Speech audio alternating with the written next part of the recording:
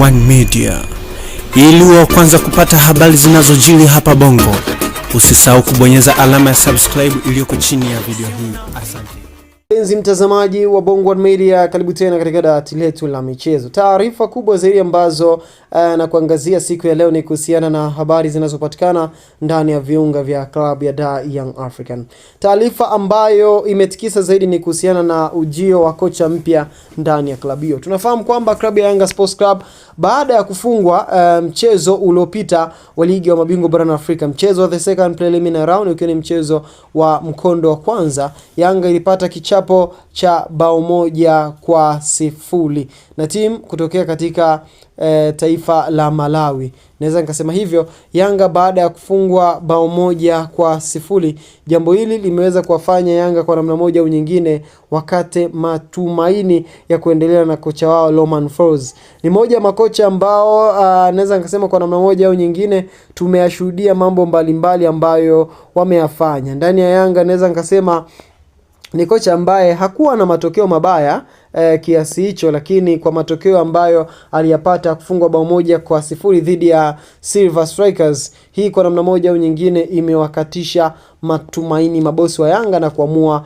kuachana naye. Sasa Yanga wako katika mchakato wa kumpata kocha mpya. Japo Yanga siku za hivi karibuni walimwajiri kocha mpya msaidizi ambaye ana sifa za kusimama kama kocha mkuu. Na inadaiwa katika mchezo wa marejeano, mchezo wa pili wa ligi ya mabingwa barani Afrika, Yanga ambapo watacheza dhidi ya Silver Strikers katika uwanja nyumbani, wakati Yanga akimalizia mchezo wa mwisho ili kuona kama anaweza kupata aggregate ya kumsogeza katika hatua ya makundi ambayo imekuwa ndio hatua ya matumaini, lakini pia na malengo makubwa ambayo klabu ya Yanga wamejiwekea msimu 2025-26. Yanga watasimama chini ya kocha msaidizi.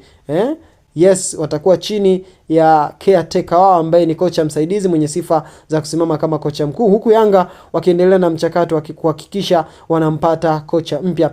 Leo Alkamwe ambaye ni manager wa mawasiliano na habari ndani ya klabu ya Yanga ameyazungumza mambo mbalimbali kuhusiana na mchakato wa kumpata kocha mpya. Japo huyu ndiye ambaye msifia sana kocha yule kwamba ni moja kocha ambaye hacheki. Yaani yeye kuona amecheka ni nadra sana. Na kwa nini acheki? Ni kuhakikisha anapata matokeo sahihi. Na akasema kipindi kile kabla Yanga hawajacheza na Simba mchezo wa ngao ya jamii, mchezo wa tarehe 16 kama unakumbuka, mwezi wa 9, alisema kwamba usimuona ananuna mazoezini, subiri uone baada ya mechi hiyo atacheka. Na ni kweli klabu ya Yanga walipata ushindi wa bao 1-0 na wakatoa ngao ya jamii na wakaifunga Simba.